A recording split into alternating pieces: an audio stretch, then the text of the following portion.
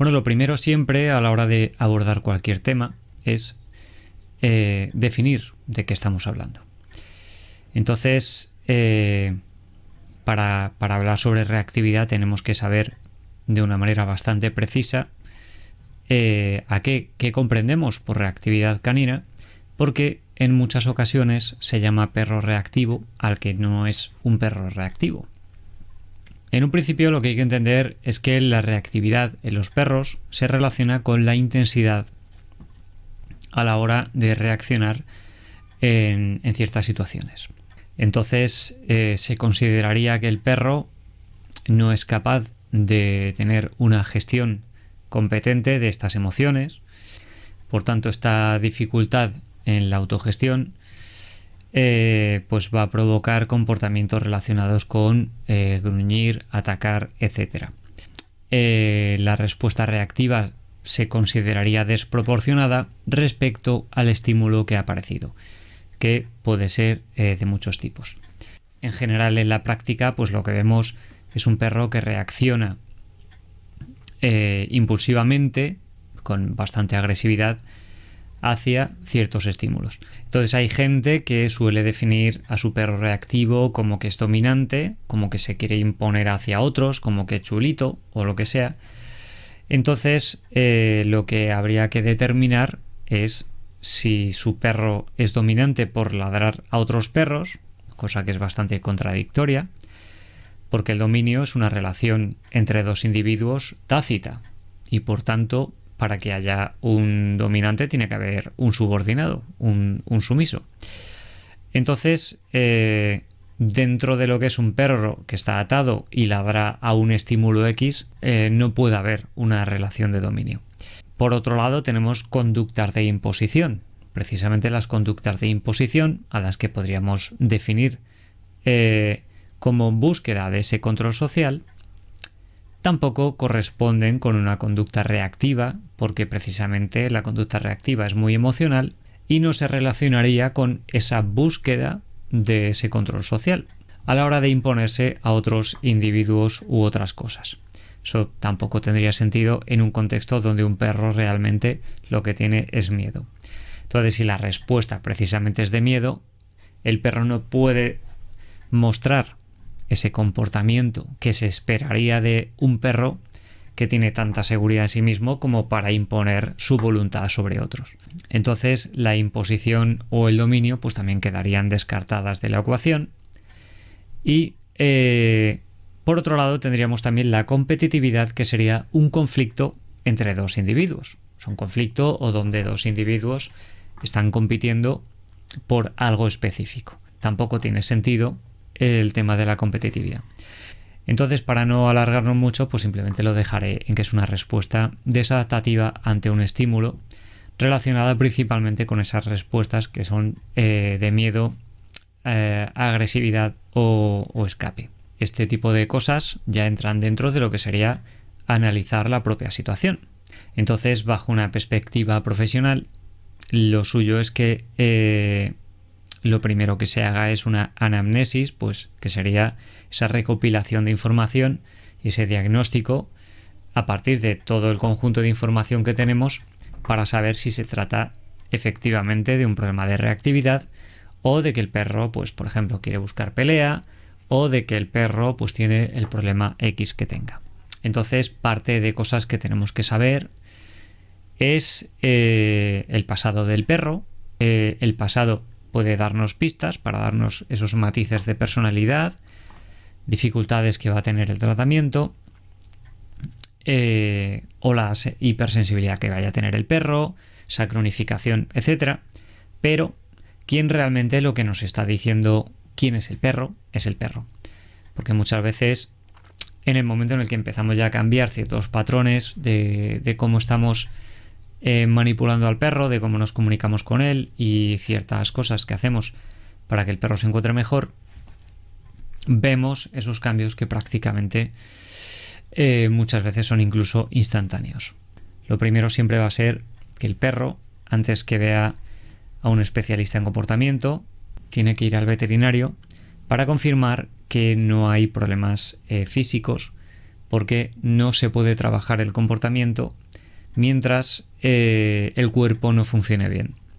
Entonces no tiene sentido que tú puedas hacer modificaciones a partir de cómo el perro percibe el mundo si mientras está percibiendo el mundo y mientras está interactuando con el mundo se está encontrando mal y por tanto se están dando procesos de condicionamiento. Las causas de este problema son varias. Casi siempre se relacionan con cómo el perro se ha desarrollado. Esto por eso se habla tanto de la socialización en los perros, lo importante que es que el perro socialice adecuadamente desde que nace, que no tenga una separación temprana ni un alejamiento de los estímulos con los que va a tener que vivir el resto de su vida. Y normalmente cuando nos encontramos los que trabajamos con problemas de comportamiento con perros muy perjudicados, muchas veces son perros, o casi siempre son perros que han tenido problemas en las primeras etapas de socialización. Para evitar ese tipo de problemas, en primer lugar, lo que tenemos que intentar es exponer al perro a todos los estímulos con los que se va a encontrar de adulto. Se tiene que exponer mucho y se tiene que exponer bien. ¿Por qué es importante que se exponga mucho? Porque hay gente que te dice, oye, pues yo he expuesto a mi perro a varias personas y a varios perros. Por tanto, no sé por qué tiene estos problemas con ciertas personas o ciertos perros. Y el problema es por un proceso que se llama generalización. Entonces los perros generalizan muy mal. Entonces, si no incidimos en trabajar mucho variabilidad de esos estímulos, el perro va a generalizar mal. Y si generaliza mal, va a ser una socialización inadecuada. Por otro lado, la propia socialización puede ser el problema si la socialización se ha hecho mal. Por ejemplo, un perro que se estaba relacionando bien con otros perros, pero le metemos en un parque para perros donde le pueden abordar y le pueden asustar y que se cree una situación muy negativa en esa experiencia con otros perros. Entonces, no solo es que conozca perros, sino que conozca perros que le respeten, que no le hagan daño, que no le acosen. No solo se trata que conozca personas, sino que conozca personas de todos los tipos, de todas las formas, de todo tipo de trajes. No solo se trata de que vea cosas que ruedan, sino que vea muchas cosas que ruedan de maneras diferentes, como coches, patines, motos. Hay veces que los perros, con ese problema que tienen a la hora de generalizar, pueden llegar a tener problemas con un mismo tipo de vehículo, pero que ese vehículo tenga alguna característica, por ejemplo algún sonido o cualquier cosa así, o un color específico, que le haga más sospechoso. Entonces, con el tema de las sospechas, podemos entender qué es la reactividad más en estado puro. Es un comportamiento donde el animal tiene sospecha hacia esos estímulos. Entonces, cuando hay ciertas características de esos estímulos que los convierten en sospechosos, si el perro no sabe qué es, entonces es cuando tendrá la respuesta reactiva, que generalmente es intentar expulsarlo por medio de la agresividad. El miedo, además, es una respuesta que puede ser muy problemática en muchos casos. Por ejemplo, hay ciertas situaciones que pueden crear un evento específico que pueden hacer que el perro se traume rápidamente. Por ejemplo, un susto que se produzca en un sitio concreto o ante un estímulo concreto. Ese simple estímulo, si es suficientemente intenso, basta para crear un trauma para el resto de la vida. Entonces, el miedo tiene esa capacidad de adquirirse muy rápidamente, y aquí entramos un poquito en la necesidad que tienen los organismos, la necesidad adaptativa de tener un sesgo negativo hacia ciertos estímulos. Esto responde a una cuestión muy sencilla. Si yo pienso mal sobre algo, puede ser que pierda alguna oportunidad, pero si pienso bien sobre todo, podría ser que pierda directamente la vida por si acaso estaba pensando bien sobre un estímulo concreto que pudiera ser peligroso. Hay muchas veces que la gente te dice que a su perro, que cuando adoptó su perro, cuando vio que cogió un palo, el perro corrió y por tanto alguien debió pegarle con el palo. Esto llega un momento en el que lo oyes tantas veces que se convierte en improbable, a no ser que fuese muy normal estar viendo a la gente pegándole con palos a los perros. Pero al menos últimamente suele ser bastante raro ver que la gente se dedique a dar con palos a los perros. Ahora bien, no quiero decir que no pueda suceder, pero la respuesta más probable es que esa respuesta venga a partir de descarte. ¿Esto qué quiere decir? Que si el perro no ha socializado el suficiente tiempo con palos, con gente con palos, la forma, la silueta, cualquier característica que tenga ese estímulo, llama la atención al perro y lo hace ver como un estímulo discriminativo especial, algo que diferencia de los demás, que el perro percibe como peligroso. Por tanto, el perro ya tiene miedo a la gente que tiene palos simplemente porque en su etapa de socialización no vio a suficiente gente con palos, o si vio alguno, pues lo mismo era en una situación peligrosa, o que el perro percibió como hostil o lo que sea. También hay que ver cómo el perro percibe ese estímulo, porque también hay ciertos estímulos, como pueda ser los que yo llamo de alto contraste, que en sí mismo ya están indicando algún tipo de peligrosidad. Entonces, hay estímulos que por su naturaleza, ya sea porque vienen por arriba, porque son, pues porque tienen ciertas formas de pico o cualquier cosa así, o porque son repentinas, etcétera, que en sí mismas ya te están diciendo que hay que evitarlas. Por lo tanto, no es necesario que una araña te muerda para que tu cerebro, ya sin nunca haberla visto, pues ya te está diciendo que ese estímulo es peligroso per se. Entonces, al final, lo que podemos un poquito concluir de la reactividad en perros o en personas es que es una reacción defensiva desproporcionada relacionada con un bajo umbral de tolerancia a ciertos estímulos. Por lo tanto, si nos imaginemos un gráfico, ante la aparición de un estímulo, ese tiempo transcurrido, que pueda ser la propia evaluación o la exposición a ese estímulo, vamos a decir que el tiempo transcurrido en el que no se está siendo reactivo daría más tiempo a una evaluación, mientras que un perro reactivo tendría menos capacidad de exponerse a ese estímulo porque lo ve en sí mismo ya como un peligro, su propia aparición, y no permite ese tiempo de exposición que le podría estar dando pistas sobre su peligrosidad o no. Entonces, al final lo podemos ver de ese modo, que sería imaginarnos ese umbral en el que el perro que se expone a un estímulo tendría más tiempo de reacción, y el perro que es reactivo pues tendría el umbral mucho más cercano a la reacción a nivel de tiempo. Esto es importante entenderlo porque al fin y al cabo es una respuesta de supervivencia. Imaginemos que hay un matorral que se mueve, pues aquellos animales que sean más confiados estarían dando tiempo a que quizás el peligro salga del matorral que se movía y gane tiempo y te pueda llegar a atacar. Mientras que el que es más tímido, el que es más reactivo, simplemente con tener ya un poquito de temor, un poquito de sospecha, ya estaría reaccionando y huyendo ante un posible peligro. Por tanto, bajo una perspectiva natural es más lógico que un animal más silvestre en la naturaleza necesite tener un tiempo de reacción mucho menor, ser reactivo, mientras que en la sociedad humana necesitamos, lo que produce la propia domesticación, es que el nivel de umbral de tolerancia a los estímulos sea muy amplio.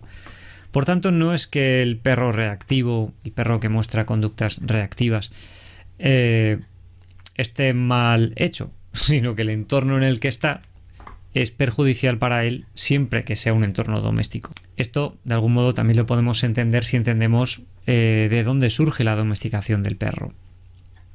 Entonces, la domesticación del perro, realmente lo que ocurre es un cambio en el eje hipotálamo hipofisario adrenal, que es el que produciría esa respuesta al estrés. Por tanto, un animal doméstico va a tener una menor respuesta reactiva, que es lo que le hace realmente doméstico, y un perro, vamos a decir, que tiene menor tolerancia a ciertos estímulos, un perro de mayor reactividad, digamos que se va a parecer más a un animal silvestre. Un perro mucho más adaptado a un entorno salvaje va a tender mucho más a ser reactivo, y en la ciudad va a estar menos reactivo, va a estar mucho mejor adaptado al entorno de la ciudad, y porque hay mucho más estímulos y hay muchas más novedades y mucho más estímulos masificados, mientras que esa falta de reactividad le va a hacer mucho más vulnerable a ser atacado en la naturaleza. Por eso, cuando se habla de desadaptativo, también habría que añadir que la desadaptación es contextual, porque si le ponemos en un contexto donde necesitamos un perro que esté más bien adaptado a una respuesta rápida, como pueda ser un entorno natural, evidentemente un perro doméstico es desadaptativo en un entorno silvestre. Entonces, ¿qué ocurre? Que los perros que tienen esa alta sensibilidad van a necesitar más esa comprensión por nuestra parte a la hora de entender que simplemente es una respuesta que se relaciona con cosas que el perro percibe como peligros reales. Entonces, la gestión que hagamos ante su respuesta reactiva puede acabar haciendo que el perro, en vez de mejorar, empeore. Por ejemplo, cuando metemos aversivos como gritos, collares de ahorque, algún tipo de daño que le hagamos al perro, o susto que le metamos, dispositivos eléctricos o cualquier cosa así, cosas que asusten al perro, precisamente lo que van a hacer es fortalecer el propio miedo incondicionado que tiene hacia ciertos estímulos. Un estímulo condicionado o incondicionado significa que el incondicionado es en sí mismo adquirido de nacimiento, como pueda ser, por ejemplo, tenerle miedo al dolor, mientras que el condicionado es un miedo que se ha asociado a un estímulo incondicionado. Por ejemplo, que aparezca un estímulo que yo he aprendido que puede ser peligroso para mí, o porque me haya hecho daño o lo que sea, me va a provocar ese condicionamiento, que es esa asociación con lo que me va a producir el incondicionado.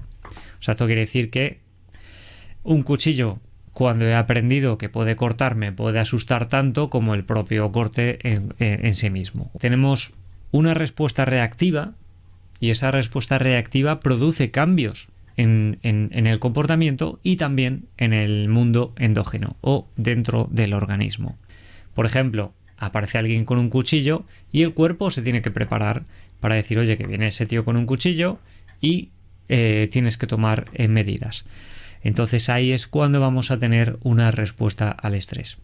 El cuerpo tiene que hacer una serie de cambios simplemente para adaptarse a eso que va a suceder. Por ejemplo, si yo voy a hacer mucho ejercicio, pues el cuerpo tiene que tener un mecanismo que me prepare para hacer ese ejercicio.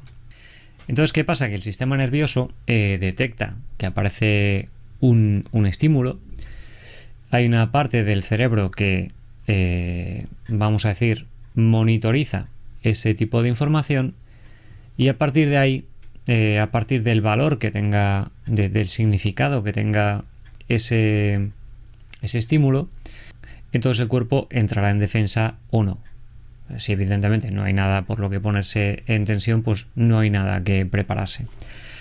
Lo que hay que entender es que el cuerpo, cuando va a hacer una actividad, tiene que prepararse para ella, y por tanto se tiene que estresar. Tiene que haber un mecanismo y no se estrese para poder superar esas actividades que tenemos que hacer, el que el cuerpo empiece a moverse. Lo contrario es el descanso. Entonces, pues la acción nos ayuda a recoger recursos o a salvar la vida o lo que sea, mientras que la inacción nos ayuda a restaurar los gastos que se han estado haciendo. Para hablar del estrés, lo primero es hay que repasar varios conceptos antes. Uno de ellos es el de homeostasis. La homeostasis es, vamos a decir, un estado idílico que necesita un organismo para mantenerse con vida. Si el organismo, pues por ejemplo, por el simple hecho de estar vivo, ya tiene un metabolismo que es el que le hace tener energía y también necesita moverse y hacer una serie de cosas que requiere intercambio de sustancias con el medio. Entonces aquí, por ejemplo, tenemos este dibujo que hice hace tiempo sobre cómo, vamos a decir, visualizaría yo el que es la homeostasis. Y aquí lo que acabo de decir, pues eso, cómo el entorno se relaciona entre el entorno interno y el externo, y si esto se mantiene equilibrado, pues se supone que el organismo se mantendría con vida.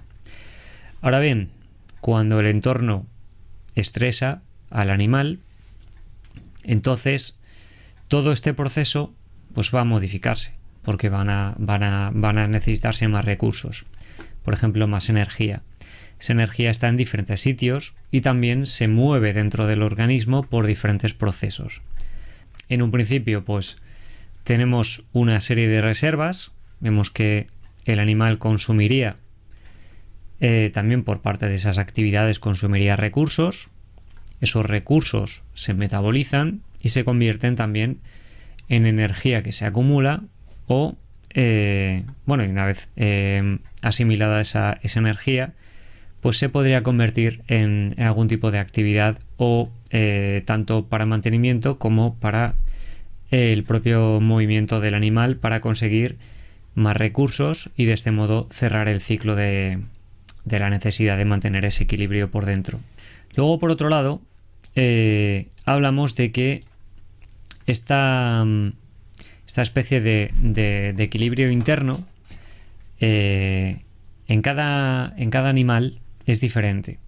Entonces, los animales que tienen una tendencia ergotrópica serían animales que tienen, vamos a decir, la maquinaria más acelerada, un metabolismo más alterado, o sea, más acelerado. Mientras que los más estables pues tendrían una tonicidad trofotrópica. Entonces, esto vamos a decir que el animal estaría más regulado y más tendería a estar más sosegado. Y cuando el animal pues es el típico perro que es muy nervioso, muy reactivo, pues se le entendería como que tiene una tonicidad ergotrópica. Entonces, el estrés hay que entenderlo como que el organismo, para tener ese equilibrio del que he hablado, esa homeostasis, necesita tener momentos de recuperación y momentos de actividad. Hay diferentes maneras de estresarse. Una de ellas es luchar o huir. Entonces, para luchar o huir, pues se necesita oxigenar los pulmones, se necesita nutrir los músculos para que funcionen al 100%. Entonces se necesita cambiar en sí mismo cómo funciona todo el organismo momentáneamente para llevarlo al máximo de sus capacidades. Si el organismo permanece demasiado tiempo acelerado, estresado, entonces va a tener problemas de muchos tipos. Como ya he dicho, el sistema simpático es el que va a activar todo el sistema del estrés y el sistema parasimpático es el que va a llevar a descanso. O sea que un animal necesita descansar, pero también necesita actividad, y un animal que ha hecho mucha actividad necesita descansar para poder recuperar todo ese daño que le ha hecho el cuerpo y todas esas reservas que se han gastado. Si a mí me sigue un depredador, lo más primario en ese momento es salir corriendo, escapar y así no me come. Y el sistema secundario sería cuando ya no estoy en peligro y entonces el cuerpo se puede recuperar. Entonces, ¿qué ocurre? Que los sistemas primarios, cuando hay un estado de supervivencia, van a ser los que van a funcionar y van a dejar aparcados los sistemas secundarios.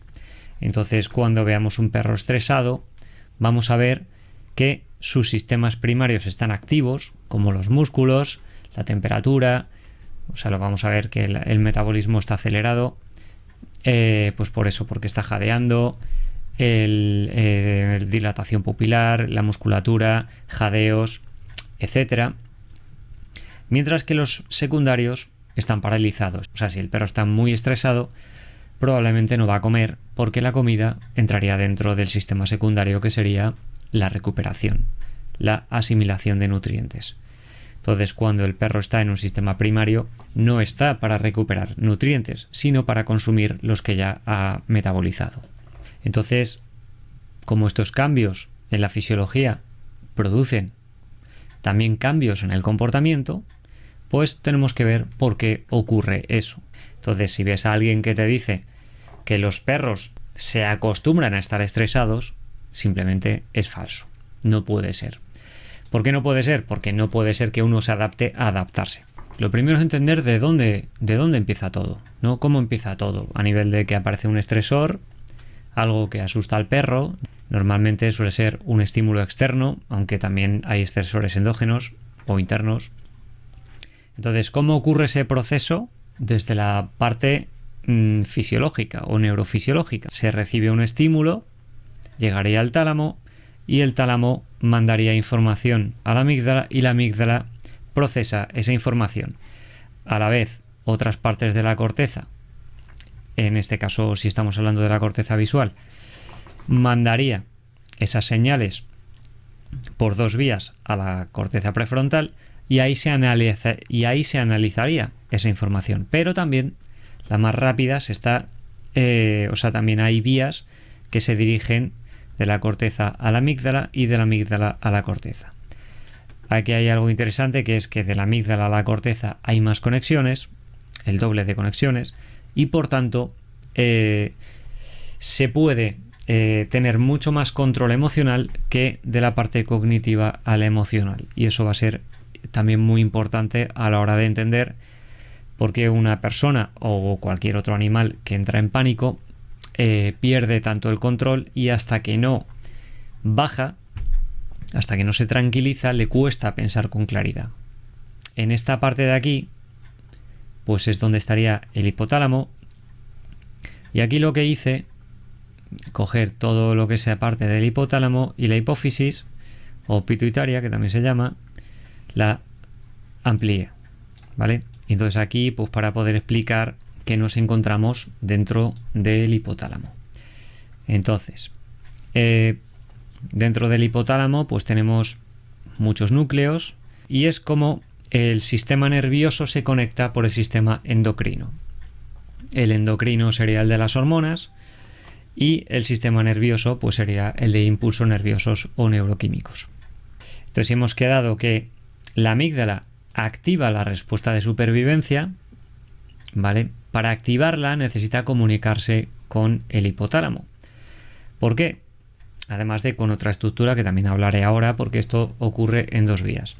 Entonces, ¿por qué se comunica con el hipotálamo? Porque el hipotálamo es el que es capaz, por medio de hormonas especializadas, en hacer cambios en órganos diana. Por tanto, el órgano diana, como dice su nombre, es el órgano que al recibir esa hormona cambiará su funcionamiento. Si aquí estamos viendo, llegarían impulsos nerviosos hasta el hipotálamo, donde estaría el núcleo paraventricular, ¿vale? Donde están neuronas neurosecretoras que se conectan con este sistema circulatorio que hay por aquí, ¿vale? Entonces, estas neuronas son neurosecretoras y son capaces, al igual de recibir impulsos nerviosos, también son capaces de liberar al torrente sanguíneo. Entonces se conecta al plexo primario del sistema porta, que sería esta parte de aquí, que sería un conjunto de pequeños capilares que estarían en el infundíbulo o el tallo de la hipófisis, que sería esta parte de aquí. La hipófisis es todo esto, y la hipófisis está dividida en dos. O sea, esto está dividido en dos porque son procesos de desarrollo que ocurren en el feto, que son partes diferentes del cerebro que se hacen una, y por eso esto está dividido en dos, pero bueno, esto es un rollo aparte. ¿Qué es lo que libera las neuronas neurosecretoras? Pues liberan CRH o CRF, que sería corticoliberina, o factor de liberación de corticotropina. Entonces, por medio de este tipo de neuronas neurosecretoras especiales, se segrega la corticoliberina, que pasa por el plexo primario y luego pasa al plexo secundario por medio de los vasos portales largos. Entonces, llegaría aquí y esto sería la adenohipófisis, que sería el lóbulo anterior. Y aquí, como vemos, lo he puesto en puntitos, dos puntitos dibujados, para que se vea el trayecto que van haciendo las hormonas. Entonces aquí tenemos la corticoliberina, que llega a esta parte donde están este sistema especial, y aquí se hace un intercambio. La adenohipófisis, que es una glándula que también produce hormonas, recibe la corticoliberina y a cambio envía al torrente sanguíneo adrenocorticotropina. Entonces, una vez que llega la corticotropina o ACTH, pasaría ya al torrente sanguíneo, y en el torrente sanguíneo viajaría a su órgano diana, que en este caso sería la glándula suprarrenal. Entonces, la glándula suprarrenal, que se llama suprarrenal porque está encima del riñón, ¿vale? Si cortamos la glándula suprarrenal, veríamos que está dividida entre la médula suprarrenal y la corteza suprarrenal. La ACTH llegaría a la corteza suprarrenal, y la corteza suprarrenal hace lo mismo que la adenohipófisis, esta parte de aquí, que sería hacer un intercambio también. Entonces, ese intercambio llega a ACTH o corticotropina, llegaría a la corteza suprarrenal, y de la corteza suprarrenal se libera cortisol y corticosterona. Aquí está la corteza suprarrenal. A partir de que la corteza suprarrenal libera cortisol y corticosterona, entonces producirá en sus órganos diana, los músculos, el corazón, el hígado, etcétera, producirá diferentes cambios y en el sistema nervioso. Este proceso es lento pero alargado. Esto quiere decir que en el momento en el que ya se ha entrado a esta liberación de cortisol, el cortisol también va a permanecer activo más tiempo que cuando se activa el mecanismo más rápido, que sería el adrenomedular. Entonces, cuando aparece un estresor, el cerebro se prepara para esa acción. Entonces el locus cerúleo va a enviar diferentes señales a diferentes partes del cerebro, activándolo, mandando también una respuesta tanto ascendente como descendente. Cuando aparece una señal y ese impulso nervioso bajaría por los nervios simpáticos hasta llegar a la corteza suprarrenal, y a partir de la corteza suprarrenal se enviaría la noradrenalina o la adrenalina. La historia simplemente es eso, entender que esta vía llegaría desde el cerebro y pasaría por vía sanguínea, y por tanto más lenta que la médula suprarrenal, y la otra bajaría, ¿vale?, por la médula y se conectaría directamente a la médula suprarrenal. El estrés crónico es perjudicial para la salud. Evidentemente, si quieres llamar acostumbrarse al estrés, no es que estuviese el animal acostumbrándose al estrés, sino que estamos cronificando un estado que es dañino per se para los perros, como para las personas. Entonces eso va a producir cambios epigenéticos, degradación celular, etc. Entonces yo creo que con esto más o menos debería quedar claro, o al menos eso espero, ¿qué es el estrés? El organismo recibe una señal, esa señal, vamos a decir, se decodifica diciéndole al organismo si es necesario tomar medidas para superar esa demanda, como por ejemplo moverse, correr, huir, atacar, etc. Y a partir de esos cambios, pues el cuerpo se modifica. Y todo esto ocurre sin ningún tipo de cognición, porque, como ya he dicho, pertenecen al sistema nervioso autónomo. Entonces, para mí lo más importante de todo esto es que se entienda que el estrés es algo de lo que el animal no se puede hacer cargo. ¿Sabes? Cuando decimos estoy estresado, en general estamos hablando de un proceso relativamente sano en el que pues yo veo que voy a llegar tarde al trabajo y voy nervioso, y ese nerviosismo es ese tipo de estrés, o terminar un informe a tiempo, etc. Si yo no logro luego rebajar, entonces empezaré a tener estrés crónico. El cuerpo se adapta a que mi entorno es hostil y por tanto me prepara neurofisiológicamente para esa necesidad que le estoy diciendo a mi organismo que tengo. Uno de los problemas que ocurre también con el tema del estrés, que es cómo se produce neuroticismo, que sería una especie de paranoia en el perro, como un sesgo negativo hacia los estímulos, cuando el animal está en un proceso de estrés crónico o agudo, ¿vale? Entonces un perro que va a estar más tranquilo va a tener menos ese sesgo hacia lo negativo. Entonces eso explica por qué cuando vamos trabajando con el perro y está en un proceso de estrés, no va a comer y también va a tener ese sesgo negativo y va a tener todos esos cambios como la hipertonía, la respuesta reactiva, etcétera, a partir de esos estados neurofisiológicos en los que se encuentra.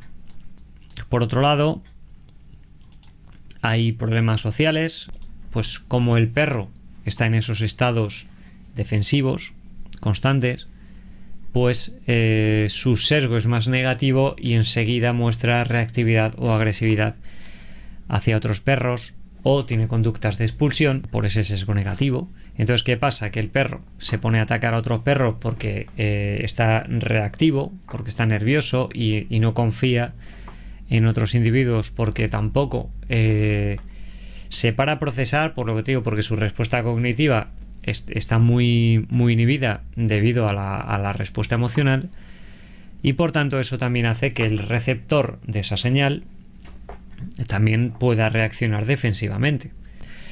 Entonces aquí lo que tenemos es un bucle donde se estropean esas relaciones entre los perros, porque uno viene con agresión defensiva, pero el otro perro pues no ha hecho nada. Entonces, ¿qué pasa? Que también reacciona. Entonces el primero que reaccionó confirma sus sospechas y el otro pues también ve al otro perro como que viene muy hostil. Entonces ahí es donde se puede espejar, sobre todo si ambos son perros reactivos, se puede espejar y se puede cronificar también el problema.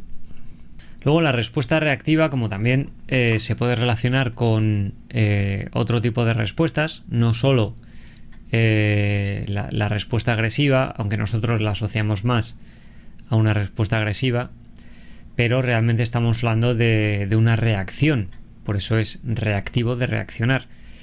Entonces también se puede dar otro tipo de formas como la huida o el congelamiento, pero que son menos llamativas. Por eso nos solemos centrar más en la llamativa, que es la agresividad. Pero si hablamos de una respuesta desadaptativa, también huir en un contexto inadecuado o peligroso, pues también podríamos llamarlo una respuesta desadaptativa, o permanecer congelado cuando pues lo mismo los perros están manteniendo relaciones sociales normales, pues también sería una respuesta desadaptativa.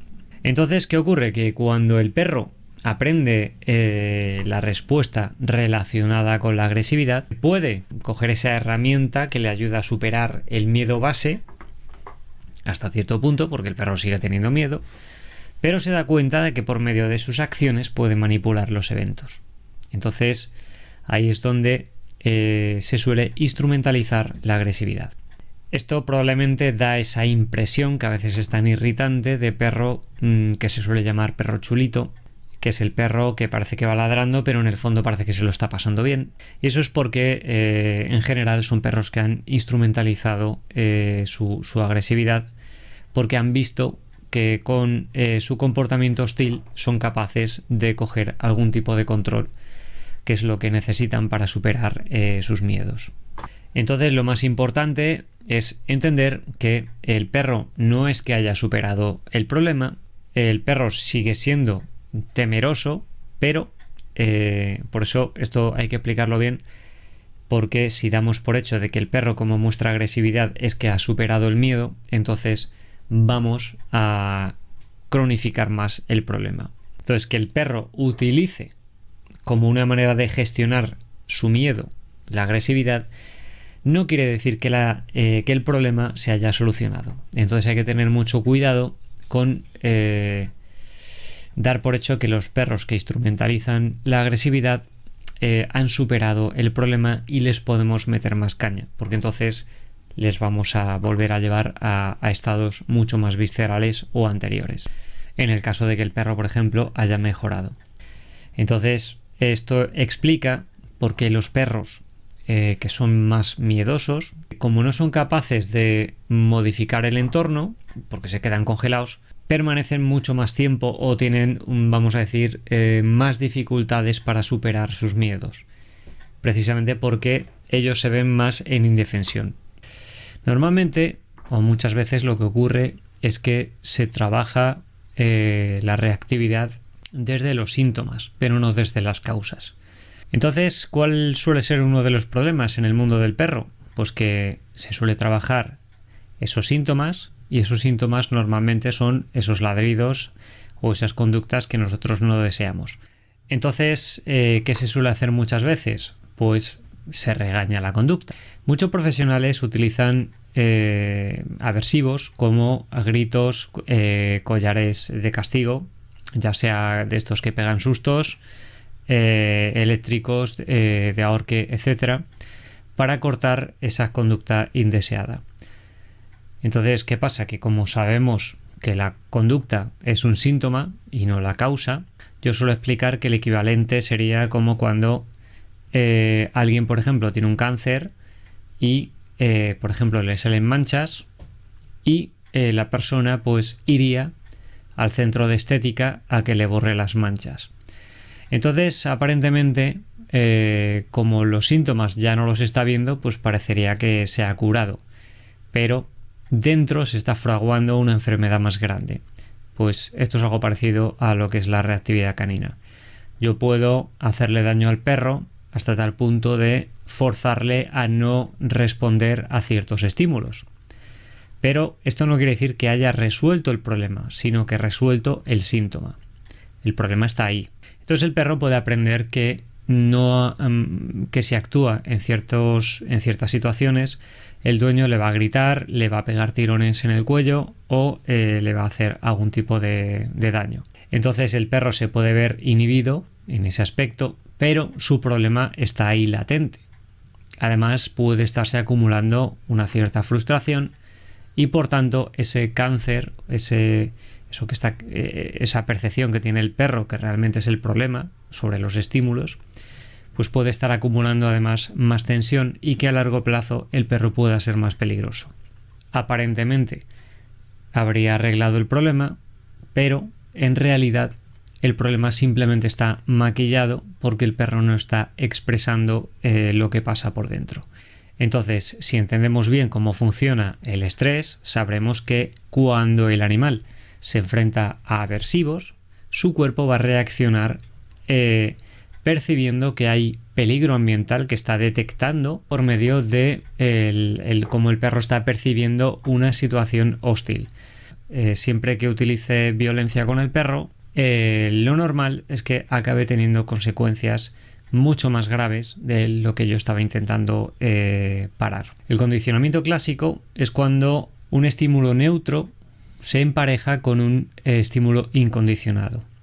¿Qué es un estímulo incondicionado? Pues es un estímulo que causa una valencia en el organismo, un valor hedónico, vamos a decir, placer o desagrado, sin que el animal lo haya aprendido. ¿Por qué se produce placer o disconfort? Porque el organismo ya está preparado de nacimiento para saber lo que es bueno para preservar la homeostasis y para saber lo que es malo para la homeostasis. Y recordemos que la homeostasis, que ya lo he mencionado antes, es esa necesidad que tiene el organismo para preservar su equilibrio endógeno o interno, y por tanto parte de esa necesidad es salvaguardarse de cosas que puedan hacerle daño. Para salvaguardar la homeostasis, pues hay un mecanismo que es la propia conducta, que es quien está guiando al propio organismo para hacer una cosa o para hacer otra.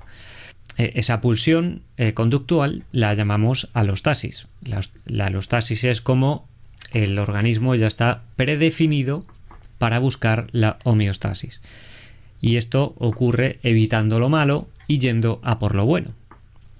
¿Qué es lo bueno? Pues lo que beneficia esa homeostasis, lo que hace que yo pueda seguir viviendo. Tanto la sexualidad como la alimentación, como la respiración, etcétera, todo lo que son recursos esenciales para la vida, van a ser de valencia positiva, van a atraer, van a producir placer, y el placer no es más que la señal que le está diciendo al organismo: esto es lo que tienes que hacer. Y el dolor es lo que le está diciendo al organismo: esto es lo que tienes que evitar, porque va a producir daños en tu cuerpo. Entonces aquí enlazamos con el estrés, y es cuando nos damos cuenta que cuando aparecen aversivos, como el dolor, entonces el organismo tiene que prepararse para poder evitar ese tipo de cosas que son dañinas para el organismo, y por tanto se tiene que preparar para la lucha o la huida. Entonces, si atamos cabos, ¿qué es lo que estamos diciendo? Que gritar al perro, o dañarle de algún modo, pegarle sustos o golpearle o ahorcarle o electrocutarle, va a producir una respuesta al estrés. ¿Qué pasa? Que esa respuesta al estrés en general es de valencia negativa, porque estamos hablando de un estrés que aparece en una situación relacionada con displacer. Cuando un perro está jugando, se está estresando, pero a la vez están apareciendo otras muchas hormonas que están haciendo que todo eso sea positivo para el organismo. También aparecen opioides endógenos que hacen que el animal se sienta bien, y hay una serie de hormonas pues que hacen que el cuerpo rápidamente se equilibre y el cuerpo sienta que no está en una situación de peligro. Por tanto, se recupera muy pronto. En cambio, cuando ese estrés aparece en una situación de supervivencia, la cosa cambia mucho. El animal permanece en un estado de angustia. Entonces, la angustia, precisamente, la función que tiene es alejar al organismo, presionarle, para que el animal esté en constante sufrimiento y se refuerce precisamente la conducta de escape. Entonces, una vez que queda claro que cuando aparece un aversivo, algo que hace daño al perro, el cuerpo lo que va a hacer es intentar superar esa situación por medio de estresarse para energizar al cuerpo para poder escapar o pelear, entonces entendemos lo inadecuado que es, sabiendo lo que produce el estrés en el cuerpo, utilizar aversivos para el sistema de adiestramiento, para resolver problemas de conducta. Entonces, el condicionamiento clásico empareja esos estímulos neutros, que significan que no tienen ningún tipo de valor, de valencia sobre el organismo, algo que no produce cambios, con esos estímulos que sí tienen algún tipo de valencia o valor, ya pueda ser porque hacen daño o porque son agradables. Entonces, ese emparejamiento implica que ante la aparición de ese estímulo neutro, anticipa la aparición del estímulo incondicionado. Entonces tenemos un aversivo, que sería un estímulo incondicionado, que se podría asociar a una señal, por ejemplo, una señal de amenaza. Entonces tendríamos que la amenaza anticiparía al aversivo primario. Por ejemplo, yo digo una palabra y después de esa palabra le hago daño al perro, pues el perro, al oír esa palabra quedaría condicionada a la consecuencia, a su emparejamiento, que sería el estímulo incondicionado, que sería un aversivo, un dolor. Entonces, el simple hecho de que aparezca la palabra, que estaría condicionada, pues entonces al perro ya le parecería una situación atemorizante, aunque no esté apareciendo el dolor. Por lo tanto, esa adaptación, que va a ser ese estrés o esas respuestas defensivas, van a ser parte de lo que está sucediendo cuando yo utilizo un procedimiento fundamentado en aversivos. El contracondicionamiento implica que algo que ya tiene una cierta valencia, por ejemplo, tu presencia podría ser un aversivo o un estímulo neutro cuando conociste al perro, pero la experiencia con el perro podría hacer que tu presencia se haya condicionado a algo positivo. Por tanto, la simple aparición de su dueño es algo positivo. Ahora bien, si tu presencia acaba implicando que le haces mucho daño al perro, por ejemplo, cuando le sacas a entrenar con ese tipo de procedimientos o de herramientas, también tu presencia se está asociando a algo negativo. De ahí que hay que tener tanto cuidado con qué tipo de educación le estamos dando al perro y qué tipo de herramientas permitimos que se usen con el perro. Por eso yo siempre digo que el principal protector del perro es el dueño, y si el dueño ve que alguien le va a hacer daño a su perro, pues no puede permitirlo bajo ningún contexto. Y como ya he dicho, no es que sea una cuestión moral, sino una cuestión también de seguridad, ¿sabes? Porque lo mismo a la persona le da igual su perro, pero lo mismo no le da igual si un día estalla el perro y produce daños graves en la persona o en familiares. He llegado a ver vídeos donde se asegura que en la comida produce problemas mentales en los perros. En primer lugar, lo que tenemos que entender es qué es la comida. La comida es lo que el animal necesita para sobrevivir, al igual que el agua y otras actividades que son fundamentales para la vida. Por ejemplo, moverse. ¿Por qué los animales se mueven? Porque también son estímulos positivos, estímulos que son agradables y por tanto se ven reforzados. Si uno se pasa mucho tiempo sin pararse, entonces el cuerpo va a empezar a castigarle. Esto quiere decir que va a empezar a mandar señales de molestias que va a presionar al organismo para generar movimientos para no hacerse daño, para mantenerse sano.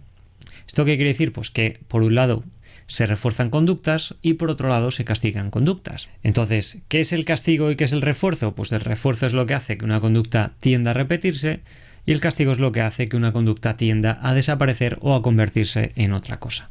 Cuando hablamos en términos conductistas, se hablaría en términos científicos y por tanto no se hablaría en términos subjetivos como positivo o negativo, sino en términos matemáticos positivo y negativo.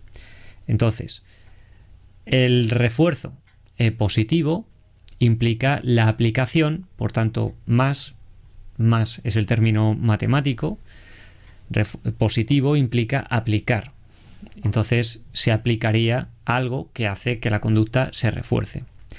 Entonces, ¿por qué se refuerza la conducta? Porque el organismo va a querer ese tipo de estímulos porque es bueno para preservar la homeostasis.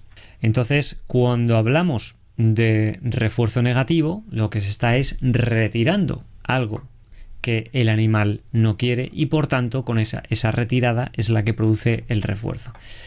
¿Qué se refuerza? Pues por ejemplo, como he dicho antes, si el animal está pasándolo mal y por medio de una conducta se elimina ese estímulo que está produciendo molestias, pues entonces se producirá ese refuerzo negativo.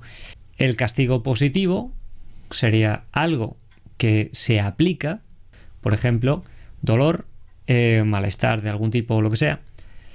¿Qué es lo que el animal quiere evitar? ¿Por qué? Porque esa aplicación de esos aversivos son potencialmente dañinos para la supervivencia o para la homeostasis del animal.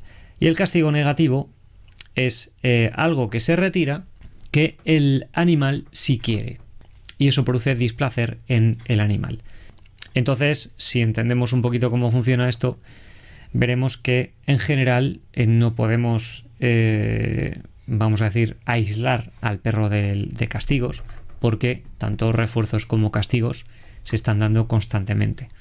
El tema es qué tipo, como procedimiento de aversivos utilizamos para saber si pueden ser dañinos para el animal. Por eso yo en general lo que desaconsejo sobre todo es que se utilice cualquier tipo de refuerzo negativo, que son del tipo ahorcar al perro hasta que haga alguna acción, o dañar al perro o angustiarlo hasta que haga la acción deseada y ahí le liberas, porque a mí eso me parece una auténtica bestialidad, Sobre todo porque podemos utilizar cualquier procedimiento mucho más fácilmente para hacer que el perro haga cualquier conducta. El refuerzo positivo, lo que va a causar un bienestar en el perro, me va a hacer tener un perro más estable y con esa historia que he comentado antes, de que no esté asociando el dolor con cosas ambientales en las que yo también me incluyo. Lo social brinda también la capacidad de adquisición de recursos del entorno, por tanto, cuanto más cohesión social, más fuerte es un grupo, más es capaz de conseguir recursos, por tanto, un trabajo en manada va a lograr también más posibilidades de lograr buenos recursos, son más ojos mirando, más animales trabajando cooperativamente, etc. Y por tanto la cohesión social es importante para preservar la homeostasis, para tener más posibilidades de lograr esos recursos. Además, también tenemos la parte en la que está la reproducción, que no deja de ser una conducta de supervivencia genética. Entonces, el animal necesita esa parte social para lograr reproducirse y para lograr la protección del grupo y la cooperación. Entonces, ¿qué es un refuerzo? Como es todo aquello que el animal pueda necesitar para preservar esa homeostasis, esa seguridad, esa vitalidad, esa vida. ¿Qué va a pasar? Que muchas veces el refuerzo es distancia, puede ser contacto social, puede ser agua, puede ser oxígeno. Luego, por otro lado, para continuar con lo que estaba diciendo, tenemos el contracondicionamiento, que sería cuando se cambia, vamos a decir, la percepción de un estímulo por un nuevo emparejamiento. Esta es una de las mayores herramientas que vamos a tener para trabajar problemas como la reactividad en perros, a nivel de trabajar las emociones del perro. Entonces, ¿qué es lo que ocurre? Pues si, por ejemplo, yo cuando veo un estímulo, ese estímulo me da miedo, por lo que sea, porque puede ser un estímulo condicionado o incondicionado, si cuando aparece ese estímulo se empareja con otra emoción, con algo que está sucediendo que a mí me produce una emoción positiva, y eso ocurre muchas veces, pues entonces ese estímulo cambiará su valencia y empezará a hacerme sentir de manera diferente. Ahora vamos a pasar a qué es el condicionamiento operante, que es el que más vamos a utilizar en el adiestramiento de perros. En el condicionamiento operante, lo que se asocia es una acción con una consecuencia. Por ejemplo, el perro me da la patita y recibe comida. Por tanto, aprende que esa acción ha tenido esa consecuencia que, en este caso, se ve reforzada porque el perro desea eso que le está dando a la persona, que sería comida. Entonces, si la consecuencia es negativa, entonces el perro aprenderá a evitar ese tipo de acción y por tanto se verá castigada, y cuando su acción está siendo reforzada, pues el animal tenderá a repetirla. Entonces hablamos de refuerzo cuando se refuerza, cuando se vuelve más fuerte, más sólida, más probable de que aparezca esa acción nuevamente, y un estímulo que castiga, que hace que esa conducta vaya desapareciendo o convertirse en otra alternativa. Porque esa energía que el animal estaba invirtiendo en esa acción que se ha castigado queda latente y por tanto podría estarse dedicando a otra cosa. Le dices al niño que no haga una cosa, castigas la conducta y el niño deja de hacer esa conducta, pero como está nervioso hace otra, y lo mismo esa otra, pues por ejemplo puede ser jugar con cerillas y lo mismo te prenda la casa. Vamos a poner el caso. Entonces el castigo puede ser muy rápido en ciertos aspectos, pero también puede tener consecuencias bastante graves. Una vez que entendemos el condicionamiento operante, pues tenemos una herramienta muy importante pues para lograr conductas en el perro. Por ejemplo, si quiero que el perro venga, puedo hacer que el perro venga después de llamarle, y cuando venga refuerzo la conducta, y como la refuerzo la solidifico. Hay que entender el refuerzo como algo que va a hacer más probable que parezca esa conducta. O sea que hay que dejar de pensar en el refuerzo como algo cerrado, como hablar de comida. Hay muchas maneras en las que puedo reforzar una conducta. Entonces tenemos que dejar de ser prejuiciosos con el uso de comida, porque sabemos que es el recurso que más interesa al perro en general. Entonces, como lo que tenemos en casa es un perro y no un ser humano, tenemos que dejar de moralizar los refuerzos que utilizamos y tenemos que ser más inteligentes a la hora de decir, si esto es lo que más le gusta a mi perro, va a hacer la conducta que yo le estoy pidiendo y a cambio recibirá su mayor refuerzo. Por otro lado, luego tengo que entender cómo hacer un buen uso de esos refuerzos. Entonces, ¿qué cosas puede hacer que se haga un mal uso de la comida? Pues por ejemplo, cuando utilizamos comida cuando el perro ha hecho algo inadecuado. Cuando el perro recibe la comida, si le creamos, como hemos dicho antes, pues algún tipo de bucle compulsivo. Otro mal uso de la comida, por ejemplo, es desvalorizar la comida o aplicarla bajo una perspectiva no social. ¿Qué es cada una de las cosas? Pues a ver, por lo pronto, la desvalorización implica que yo le esté dando comida prácticamente por cualquier cosa. Entonces la comida, en el momento en el que es un recurso fácil, pierde su valor, porque es fácil de adquirir. Entonces cuando yo simplemente utilizo la comida por dar placer al perro, porque me apetece, porque me parece divertido o gratificante, estoy evidentemente haciendo un mal uso de la comida.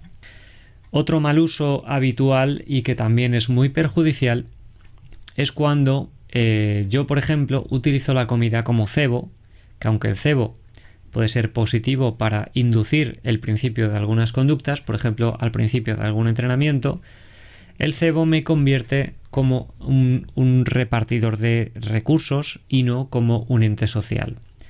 Entonces, es muy importante que el perro me vea como ese ente social, que es quien está pidiendo una conducta, como un ente social y no como un dispensador. Por eso yo siempre digo que nunca digas al perro mira lo que tengo, sino que le dices ven, refuerzas la conducta. Sino que le pides ven, un ven que ya vayas entrenando o que hayas entrenado, y una vez que el perro cumpla, le dices muy bien y entonces ahí le das la comida. Entonces lo importante es que siempre que entrenemos al perro, el perro nos vea como ese ente social. Por tanto, pedimos la conducta y cuando la cumpla, entonces le damos la señal, que sería un refuerzo secundario, que sería el anticipador del refuerzo primario, que sería la comida.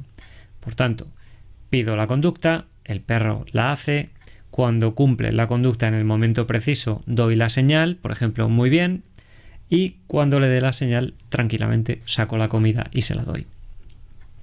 De ese modo, pues están produciendo varios procesos a la vez que son muy importantes. Por otro lado, tenemos otros procesos por el cual el animal aprende sobre su entorno, que tenemos que conocer para trabajar la reactividad canina, que sería la habituación, que es cuando el animal se acostumbra a ciertas cosas del entorno o a ciertas costumbres. Y luego, por otro lado, tenemos la desensibilización sistemática, que sería un procedimiento donde le exponemos a ciertos estímulos hasta que su organismo, de una manera, vamos a decir, controlada, gradual, deja de responder. Entonces, para ello tenemos que ser conscientes de las distancias y los umbrales de tolerancia que podrían causar de romperlos el efecto contrario. Entonces, un perro que es muy sensible a ciertos estímulos va a tener un área de distancia de seguridad, y si sobrepasamos esa distancia de seguridad que el perro puede admitir, entonces podríamos llevarle a supervivencia, y eso evidentemente va a fortalecer las emociones negativas que están sucediendo a partir de su reactividad, y a partir de esa reacción, como están habiendo emociones también y una serie de procesos, pues también estaríamos llevando al perro al empeoramiento o a la sensibilización. Entonces la repetición de ese tipo de eventos van a producir sensibilización, y cuando la repetición ante ese tipo de eventos que no producen respuesta van a producir desensibilización sistemática. De aquí que cabe hablar sobre la inundación, que igualmente son procedimientos que hay que evitar y están contraindicados porque sabemos que son muy negativos y pueden producir otro tipo de problemas graves a largo plazo. Entonces la inundación, que es sobreexponer abruptamente a un animal a una serie de estímulos que son aversivos para él, que le producen malestar, hasta intentar producir una habituación o una desensibilización. Pero, ¿qué ocurre? Que si el animal no está preparado para esa exposición, podría colapsar y morir, por ejemplo, de un rebote parasimpático, que le produciría una bradicardia, o también puede producir estrés postraumático. Entonces, también podría ser que lo superase, o también podría ser que acabase muchísimo peor de lo que estaba. Entonces, como esto no se trata de lotería, sino de un trabajo serio, pues deberíamos evitar todo aquello que se pueda hacer de mejor manera y que cause el menos perjuicio posible a los perros. Muchos perros, normalmente perros que no han socializado bien, pueden ser muy reactivos a otros perros o a ciertas personas. Con las personas podemos controlar los acercamientos, pero con los perros no. Entonces tenemos que ser nosotros quien controlen a los perros a los que le vamos a exponer al perro con el que tenemos que trabajar. Por eso el perro debería ir atado, o que sea un perro muy estable, que no sea molesto, para nosotros poder controlar esas interacciones. De lo contrario, si yo meto a un perro y le inundo, podría volverlo mucho más fóbico social. ¿Cómo ocurre esto muchas veces? Pues, por ejemplo, gente que mete perros que son muy sensibles y todavía tienen cierto miedo a los perros, y se los llevan a los parques para perros. Entonces, ¿qué pasa? Que los perros que ya están allí están mucho más seguros y van a ser mucho más bruscos a la hora de acercarse a un desconocido. Entonces muchas veces pues se van todos a olisquearle de una manera muy brusca, y eso puede producir en el perro que llega, que es temeroso, un proceso de inundación, que es lo que puede hacerle muy reactivo ante la presencia de otros perros. Muchos dueños de perros pues te dicen que esos problemas de los perros aparecieron a partir de eventos de ese tipo, o por ejemplo por algún ataque, que ahí pues sería otro proceso. Otra cosa importante para mí sería que cuando trabajemos con los perros también tenemos que trabajar el vínculo que tenemos con los perros, porque al fin y al cabo yo soy también algo que al perro le está comunicando, digamos que soy un pilar para el perro, que le ayuda a sentir más seguro.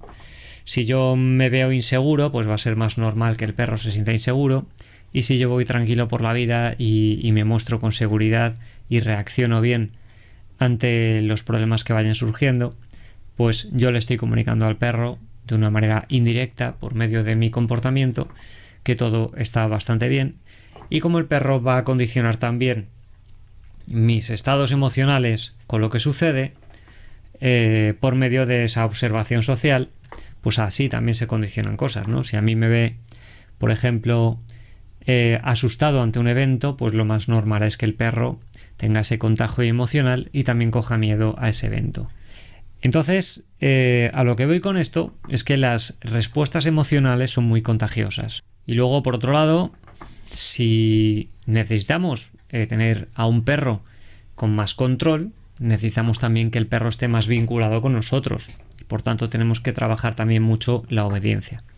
Entonces, para trabajar la reactividad, también es importante tener a un perro que tenga una cierta fiabilidad en su obediencia. Entonces, ¿cuándo es inapropiado exigir obediencia? Pues cuando el perro esté con algún problema emocional. En ese momento es cuando simplemente tenemos que sacar al perro de la situación. Al igual que el castigo puede ser negativo, el refuerzo en mal momento pues también puede ser negativo. Entonces, por ejemplo, cuando tiramos del perro, cuando el perro está atacando a otro perro, tiramos hacia arriba, que eso hay muchos adiestradores que lo hacen, pues lo que estamos haciendo es castigar la conducta metiendo un aversivo. Entonces, eso va a producir más fortalecimiento de su respuesta emocional, más aversivos, y por tanto el empeoramiento a largo plazo. Gritar lo mismo, como ya he mencionado, y dar de comer, evidentemente, cuando el perro ha atacado, pues podríamos estar también reforzando la mala conducta.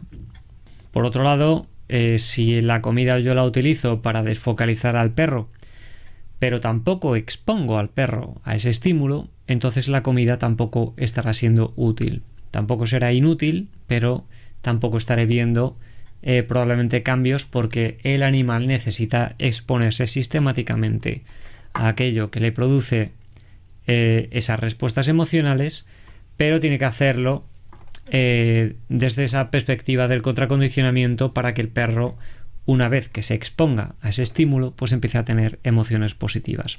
Por lo tanto, el manejo es muy importante, porque el manejo va a producir varias cosas que están sucediendo. Si con la correa yo hago sentir mal al perro porque le golpeo, le pego un tirón, al fin y al cabo pegarle un tirón es un golpe en el cuello. Si le pego tirones o le sacudo, esos son estresores. Y por otro lado, la correa puede actuar como gatillo. Por ejemplo, si el perro está tenso y le meto un viaje, le pego un susto tirando de la correa o lo que sea, pues esa tensión la gatillo y el perro atacaría. Luego, por otro lado, tendremos el problema de cómo se gestiona la tensión de la correa, ya que esta tensión puede producir agresión por barrera o agresividad por barrera. También podría producir frustración por barrera. Quiero decir, en una situación concreta, el animal se ve imposibilitado ante el movimiento y por tanto podría recurrir a la agresión defensiva. O por otro lado, si el animal necesita explorar al otro perro y se ve imposibilitado, la propia frustración le podría llevar a mostrar conductas agresivas. Y luego, pues en un principio, después de una evaluación de ese perro, pues se podría mirar qué podríamos aplicar exógenamente, pero yo siempre soy partidario de que nosotros tenemos que ser capaces de lograr el cambio en el perro de una manera exógena. O sea, que por medio de lo que está viviendo el perro pueda volver a un estado de armonía interna, de armonía con el medio. O sea, que desaparezca la reactividad sin la necesidad de utilizar suplementos nutricionales como triptófano, caseína o valeriana, por ejemplo, que muchas veces pues sería muy largo ahora de explicar y ya me he extendido muchísimo, pero que tampoco son cosas como puedan ser las drogas, que son los propios ansiolíticos que funcionan directamente sobre los recaptadores de la serotonina. Entonces, claro, suplementos nutricionales se pueden utilizar sin ningún problema, pero no son algo que, vamos a decir, que cause efectos muchas veces, o por ejemplo los collares de apaciguamiento, muchas veces apenas vemos que tengan unos efectos suficientemente contundentes sobre el perro. Entonces los suplementos pueden venir bien para ayudar a que haya más serotonina en el cerebro, pero como no son drogas, pues al fin y al cabo no van a causar esos efectos que sí causarían el uso de otras drogas como puedan ser los ansiolíticos. Entonces, como eso ya es un tema bastante complejo y aparte, no me voy a meter ahí, sino que me voy a centrar más en el propio procedimiento. Cada perro reactivo pues es un mundo. Yo simplemente voy a dar unas pinceladas y un poquito explicar por qué yo voy tomando decisiones en cada momento. Entonces los ejemplos pues podrían ser que no coincidan con el tipo de reactividad que tenga cada perro, pero en esencia lo importante es entender más los conceptos que hay detrás que otra cosa. De todos modos, en mi canal de YouTube pues se pueden encontrar más casos prácticos. Aquí lo importante es eso, que después de haber hablado sobre un poquito la parte teórica, pues ahora es como intentar mostrar de una manera muy rápida unas pinceladitas de cómo eso se pasa a la realidad. Vale, en este caso me encuentro con que me llaman porque la perra que va a salir ahora de aquí, de este portal, había atacado ya a alguna persona y pues se supone que era reactiva con perros y en algunos casos con personas. Entonces lo primero que hago es, tengo que demostrarle al perro que no soy un peligro. Por tanto, no me puedo acercar a su espacio personal rápidamente porque podría atacarme. Voy a hablar con los dueños y pues ahora veremos por qué hago cada cosa.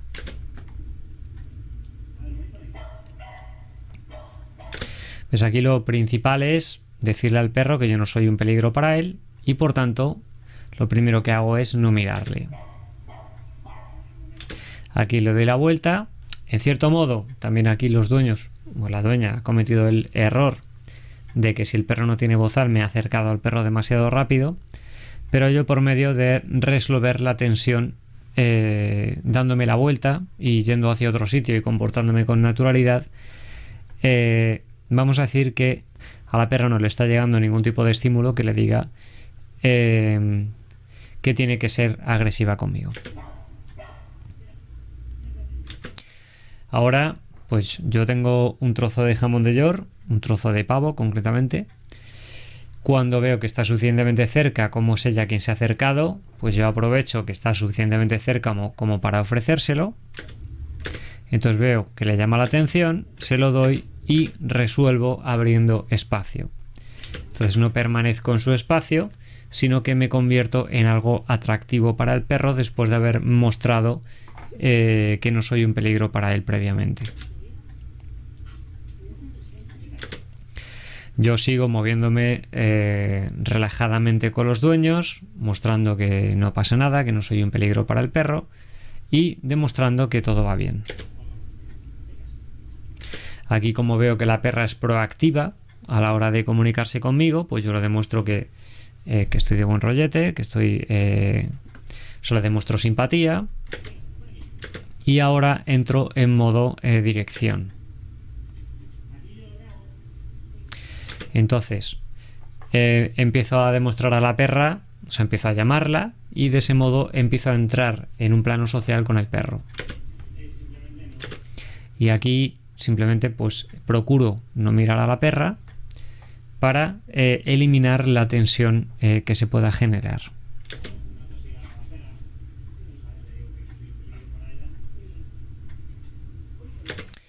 Aquí lo que hago es evaluar, a ver en qué situación está la perra.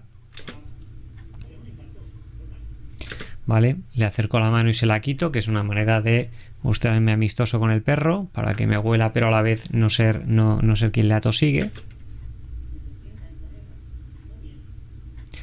Y aquí pues veo que al pedirle un sentado pues obedece y por tanto en ese plano social donde la perra me está obedeciendo empezamos a instaurar un poquito esa simetría entre que yo le pido y ella obedece y a la vez se ve reforzado por la comida.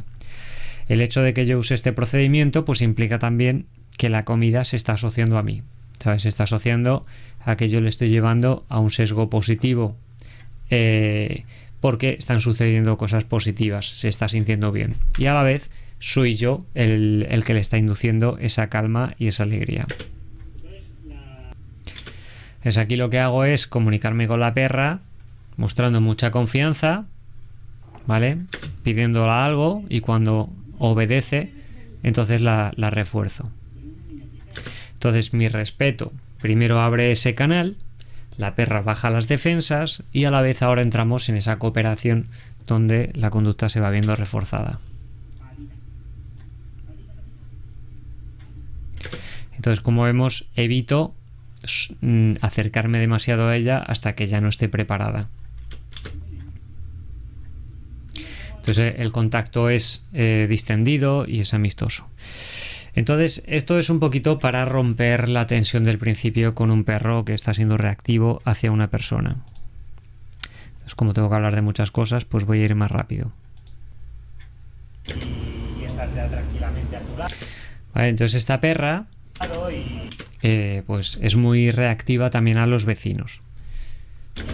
Por eso permanecemos en esta zona que es donde la perra está siendo muy reactiva, además de en la calle. Entonces aquí, ¿qué ocurre? Que entran vecinos y cuando ella entra ya se pone reactiva.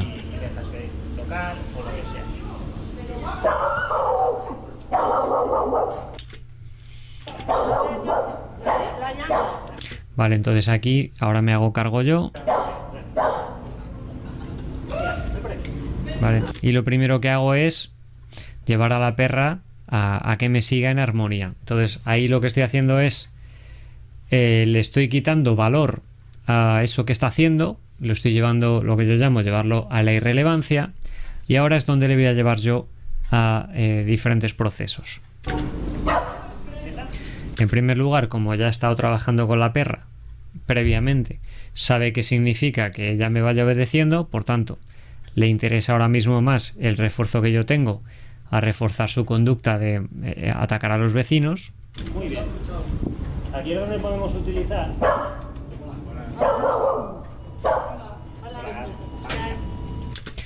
Aquí, ¿qué pasa? Que como ha fallado y ha ladrado, entonces como yo no quiero reforzar su agresividad, lo que hago es pedirle una alternativa.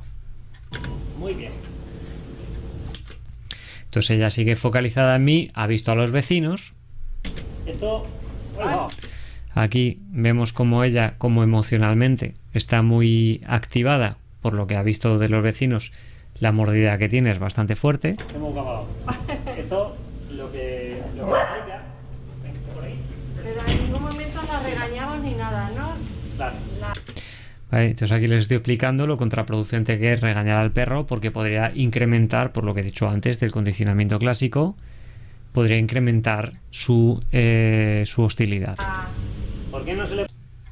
Cuando han venido las personas, yo lo primero que he hecho es, como sé que este espacio va a ser invadido, lo primero que he hecho es agarrar a la perra y darle una distancia umbral mayor, para que ella pueda tolerar que los vecinos estén ahí.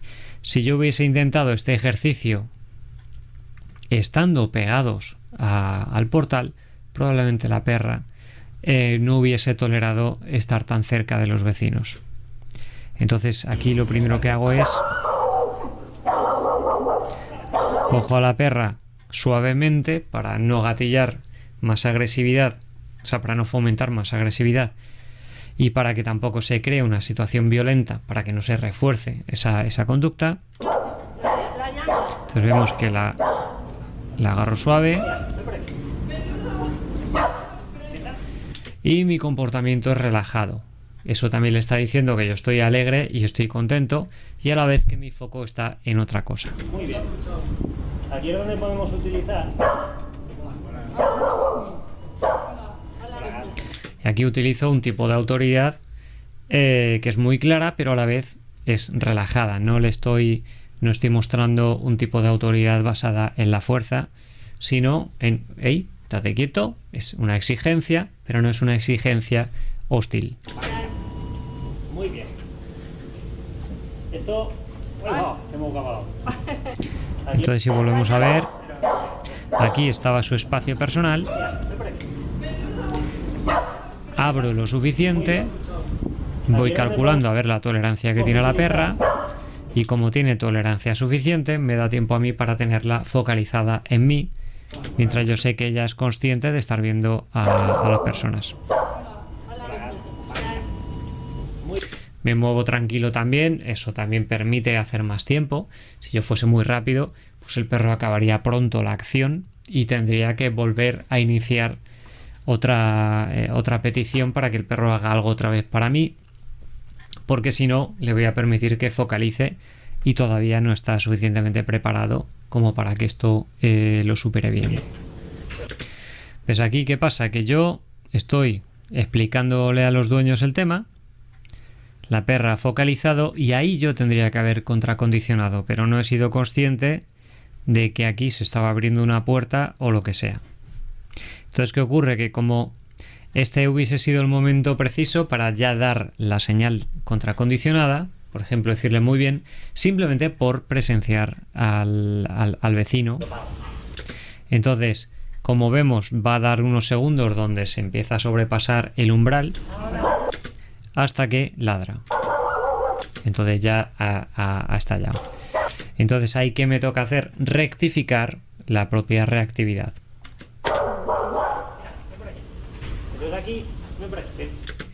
Aquí, ¿qué hago? Pues siempre procuro sacar al perro de la situación y bajo la obediencia, bajo la dirección que yo le estoy marcando, también voy permitiendo que el perro se exponga a ese estímulo, demostrándole que ese estímulo no era lo peligroso que pensaba. Entonces aquí utilizo la obediencia también como parte de que ella por sí misma pues esté haciendo esto que le resulte más interesante que estar ladrando, porque esto le está trayendo mejores consecuencias. Y como vemos, La perra está con la boca entreabierta, eso me está diciendo que más o menos está suficientemente tranquila. Ven por aquí, por aquí, por aquí. ¿Sientas? Muy bien. Si entonces estas situaciones las empiezo a convertir más en un juego. Muy bien. Pero hace mucho calor con deseo, ¿eh? Y ahora que el estímulo pasa, Entonces aquí simplemente... lo que voy a hacer es irme para que siga viendo la persona. Entonces cuando la persona se va yendo, también le voy a ir exponiendo, y cuando ella permanezca relajada, o sea, mientras permanezca relajada, lo que hago es reforzar al perro simplemente por ver a la otra persona. O seguir trabajando la obediencia, y aquí entonces estaríamos trabajando tanto el contracondicionamiento como el condicionamiento operante, como lo he explicado antes. Que mientras están trabajando a la vez, se está produciendo esos procesos también de emparejamientos o condicionamientos. Este bichón, por ejemplo, pues instrumentaliza también mucho lo que es la reactividad. Entonces hay diferentes... Cada perro tiene un tipo de reactividad diferente. Y en este caso, aquí lo que ellos ya han estado trabajando el contracondicionamiento, entonces el perro pues se muestra bastante más como alegre, pero a la vez también tiene ciertas conductas inseguras. En este tipo de casos, los perros muchas veces, incluso vamos a decir, el ataque pueden hacerlo cuando el otro perro se está yendo. Entonces hay una ambivalencia donde el animal no se siente del todo seguro, y aunque se haya roto la tensión del principio, también puede ser que la tensión del final pueda producir que el perro tenga algún tipo de conducta confirmatoria atacando al otro perro cuando se está marchando, que eso también lo hacen muchos perros. Entonces, ahí lo que tenemos que hacer es desfocalizar al perro antes de que inicie un ataque al otro perro. O sea, lo mismo han estado socializando normal, pero cuando te alejas, eso también me lo hacía a mí este perro, que cuando te alejas te empieza como a ladrar. En cambio, cuando estás con él, pues está aquí contigo tranquilamente, pero el hecho de que te alejes, pues a veces tiene un poquito esas costumbres. Entonces ahí se trata mucho más de trabajar la desfocalización del perro, llevarlo a sacarle antes de que se dé cuenta de que el otro perro se está alejando o la persona, para que el perro no inicie ya los ataques. Vale, aquí lo que voy a hacer es ir abriendo mucho espacio para que el perro vaya viendo a su paso a los perros que hay por aquí, para que no aparezca esa reactividad que suele tener al principio con los perros. Entonces aquí le estoy llevando a esta parte en la que el perro está contentote porque estamos trabajando obediencia. Entonces, como se le ve, pues está muy alegre. Y mientras tanto, pues esos perros andan por ahí, y entonces él los está observando que están a sus asuntos, y eso va a bajar su defensa. Entonces aquí lo que les estoy diciendo es que se abre un arco grande para que el perro, vamos a decir de una manera mucho más relajada, se esté acercando.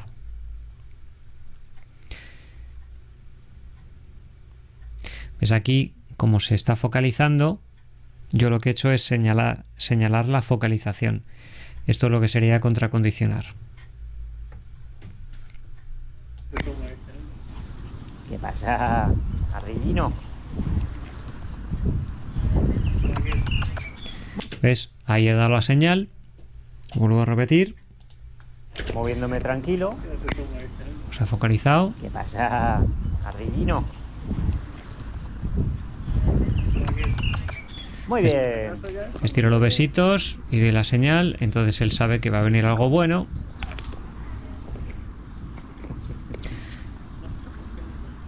Vale, y aquí vemos la conducta ambivalente entre curiosidad, intentar expulsarle, y aquí el perro empieza a mostrarse reactivo. La tensión, porque el otro está abriendo espacio, ¿me entiendes? O sea, aquí lo que estoy explicando es la importancia también de entender el lenguaje que nos están retransmitiendo otros perros. El otro le está diciendo, no quiero líos, ¿sabes?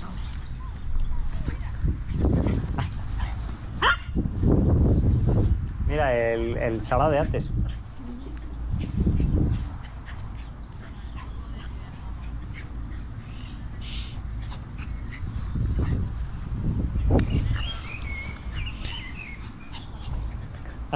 ¿Ves? Aquí él abre espacio, ¿Te das cuenta cómo?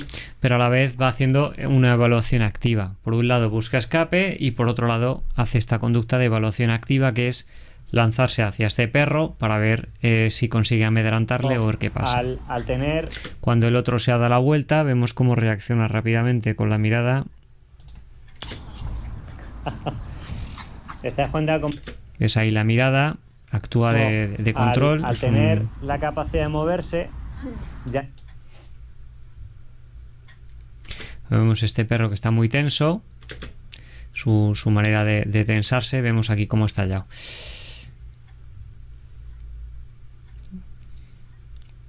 Entonces, ¿este que ha visto en este momento? Pues ha visto que no ha pasado nada, que se ha encontrado con 3 perretes, al principio se ha asustado un poquito y ha visto que no ha pasado nada.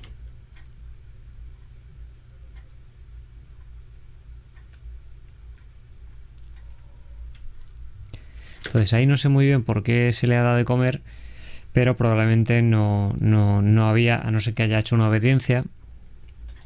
Hay que evitar dar comida al perro en una situación donde no venga a cuento, y ahí no venía a cuento. Esto, ¿por qué es importante? Porque si tú le das comida cuando no hay algo que tú quieras contracondicionar o lo que sea, o reforzar, lo que está pasando también es que le estás quitando valor hedónico al refuerzo. O sea, le estás quitando el valor que tiene el placer de la comida, porque el perro está más lleno y además se dispersa más la asociación de la aparición de la comida. Entonces, si la comida aparece en cualquier momento, va perdiendo valor. Por eso tenemos que darle un valor muy específico para asociarlo a cosas muy concretas.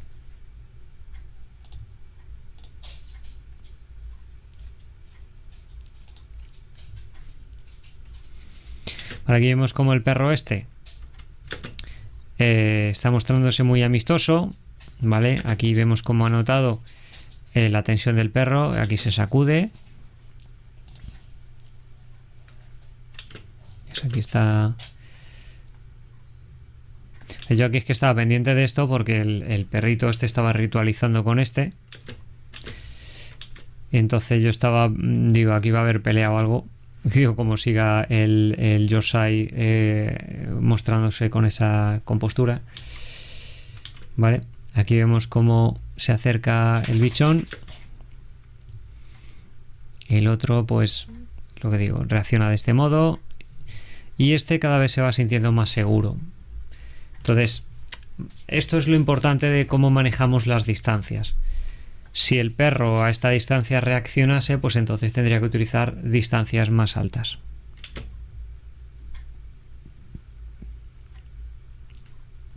O sea, distancias, mayores distancias.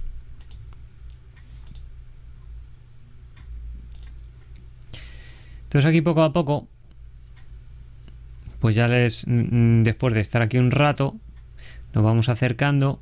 Y él cada vez pues está aquí como más cómodo. ¿Vale? Aquí, por ejemplo, pues ya se acerca lo suficiente. Va viendo, entra ya más en esta comunicación social. Entonces vemos la incapacidad que tiene el perro también para ser socialmente sutil, ¿vale? Es muy brusco.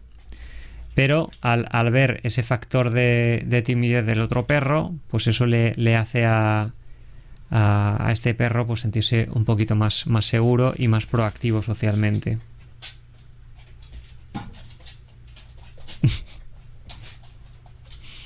Es aquí, utiliza la técnica que les digo yo, que es el cinturón de seguridad. Quiere decir, el perro conflictivo tiene que tener una distancia límite, si acaso crea algún problema. Y mientras el otro perro vaya libre para que pueda elegir si se acerca o no. Entonces así le damos, evitamos problemas y a la vez, pues el otro perrete elige si se quiere acercar o no se quiere acercar. Vale, en este otro ejemplo, pues estoy con este otro perro. Observo también, porque para trabajar mucho con la reactividad también observo mucho qué tipo de sensibilidad tiene el otro perro, si es respetuoso o no es respetuoso. Aquí lo que hago es que le voy exponiendo a la presencia de este perro. Como estoy viendo que este perro me permite trabajar de este modo, pues también... Uy, qué mareo. Pues eso, sigo con él exponiéndole y demostrándole que todo va bien, mientras les pongo a este perrete que le veo estable y adulto y maduro. Aquí tengo otro caso, más en la práctica. Es decir, aparece un perro de frente. Entonces esta es la primera vez que yo llevo a este perro. La correa no me gusta nada, porque estas correas son muy difíciles de manejar, por tanto no las considero adecuadas, te queman mucho y son muy difíciles de sacar al perro de la situación. Por tanto, aquí, antes de que ya el perro se esté cargando así, ya hay que estar desfocalizando. En un principio, aquí lo que hago es que en vez de irme hacia atrás, siempre lo que intento es abrir un arco. ¿Vale? Este arco le está dando más distancia y a la vez no está causando una sensación de escape. Vale, aquí vuelvo al camino.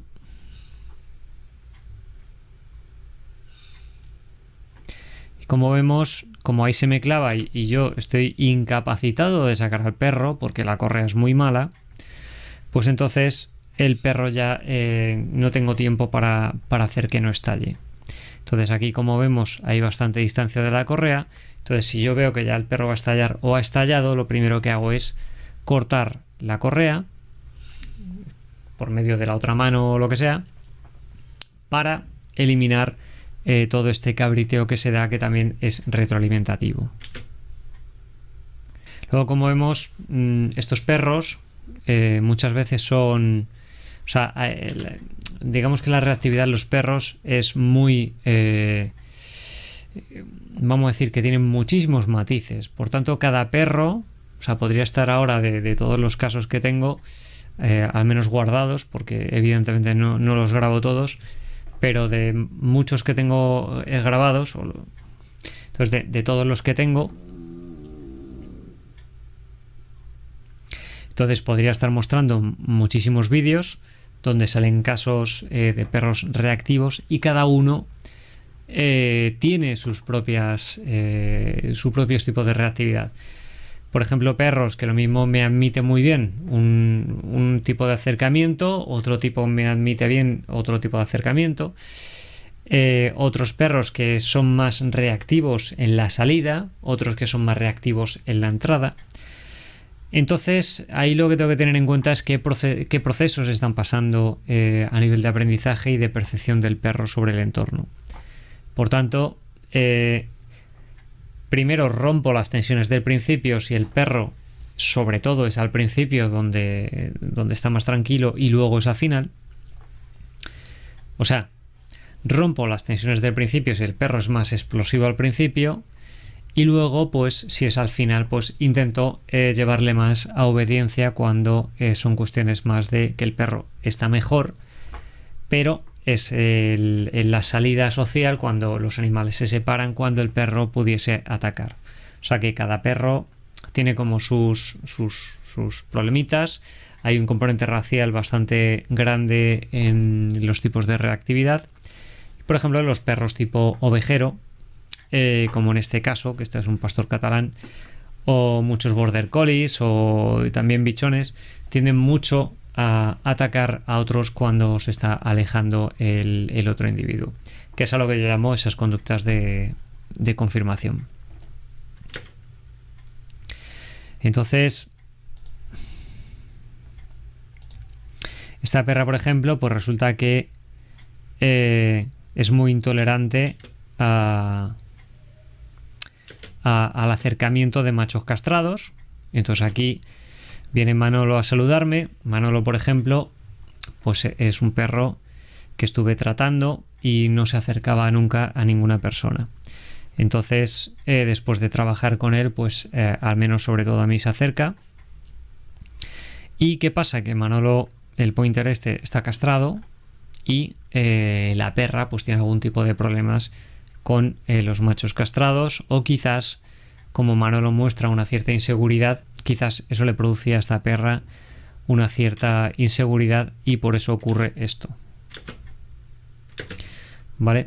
Ahí ella coge, según le huele, le ataca. Entonces esto lo podríamos llamar también una reacción desproporcionada ante el estímulo que sería el olor de este perro. Y como vemos, el mordisco pues me lo llevo yo. Yo aquí pues no sabía, no conocía a esta perra y no sabía que hacía este tipo de comportamientos. También entonces pues me llevé la sorpresa y Manolo también, porque se fue bastante asustado. Y luego aquí, como vemos, pues también la reactividad puede ser muy ambivalente. Entonces la perra se mostraba a veces como muy segura con algunos perros, otras no tan segura con otros perros, ¿vale? En general vemos tal, pero vemos que viene esta husky de una manera muy impositiva, pero está viendo que si llegase a atacar a la husky, pues la husky si llegase a relacionarse con la husky la atacaría. Porque ya anteriormente aquí, a ver dónde está, aquí la ataca. Entonces vemos que hay perros que son más inseguros, que los perros de este tipo pues pueden mostrarse mucho más impositivos, mucho más bruscos cuando se encuentran con perros que son más inseguros. Entonces eso es como que les aporta esa seguridad que les falta y precisamente les lleva al punto contrario, como ser un poco abusivos, un poco agresivos con otros perros, casi como para ganar seguridad en sí mismos. ¿Vale? Aquí tengo otro bichón que lo mismo, este bichón pues también era muy reactivo. Hay muchos bichones reactivos y aquí vamos a decir, para terminar, porque es que si no podría estar aquí media vida enseñando casos, lo que quiero es simplemente que se entienda un poquito el concepto del procedimiento, que es demostrar armonía mientras vas paseando con el perro. Ahí hay un trabajo de vínculo, de entrenamiento con el perro, de demostrarle que todo va bien, mientras soy yo quien le está exponiendo a distancias que el perro pueda superar. Cuando se encuentre con el estímulo, entonces se lo asocio por medio de la aparición de un estímulo positivo. En algunas ocasiones lo que tengo que estudiar es qué le motiva al perro. Hay perros que le motiva mucho más la comida, otros que necesitan distancia por si tienen demasiado miedo y por tanto la distancia incluso podría utilizarse como refuerzo. Otros incluso juguetes, porque hay veces que cuando el perro se estresa, como he mencionado anteriormente, el perro está en modo de supervivencia y por tanto su sistema secundario de supervivencia, que sería la comida, pues estaría inhibido y por tanto el perro no me va a comer, por tanto va a perder el apetito y entonces no puedo reforzar si el perro en ese momento tiene anedonia o falta de percepción del placer. Entonces aquí vemos como el perro ha focalizado en el estímulo, en este perrito de aquí. Yo aquí voy mirando las distancias para ver cuál es su umbral, porque nunca había visto a este perro. Aquí le doy una señal. Si no, a ver, voy a ver qué estoy haciendo. Mira, culillo. Pues aquí yo le estoy dando la señal, pero el perro no está sensibilizado a lo que yo le estoy llamando la atención. Por tanto, es importante trabajar mucho la obediencia con los perros o el contracondicionamiento para que el perro aprenda esas señales secundarias, que son el sonido que nosotros le estamos emitiendo para desfocalizar al perro o para que sepa o para que pueda asociar ambas cosas. Aquí, por ejemplo, utilizo cebo simplemente para llamar la atención al perro y así sacarle del foco, y entonces le llevo a un plano social. O sea que el cebo en un principio lo estoy usando simplemente para que el perro diga, coño, tiene algo interesante, y ahora es cuando yo entro en ese plano social y le digo, si tú quieres esto, vas a tener que hacer lo que yo te estoy pidiendo. Muy bien. Mira. Aquí, como vemos que el perro no está acostumbrado a las señales, todavía focaliza mucho y por tanto tengo que repetir varias veces este ejercicio para que el perro vaya sensibilizando. Muy bien. Venga, vamos. Entonces vemos como a más repeticiones, pues el perro fluirá mucho mejor con el entrenamiento. Vale, entonces sigo aquí, dejo que sea perro, que vaya explorando, le dejo tranquilo, entonces yo estoy pendiente de los estímulos para aprovecharlos a mi favor.